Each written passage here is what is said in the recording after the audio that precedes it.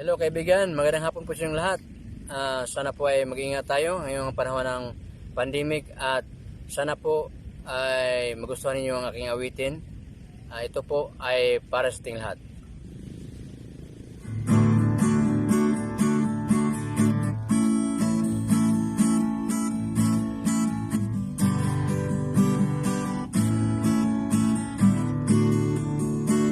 Sa akong pagmataling kalibutan na si nanay si tatay arang yung kalipan, si lulok si lula nag-andam upo na aron pagkadako maoy gatas na ko.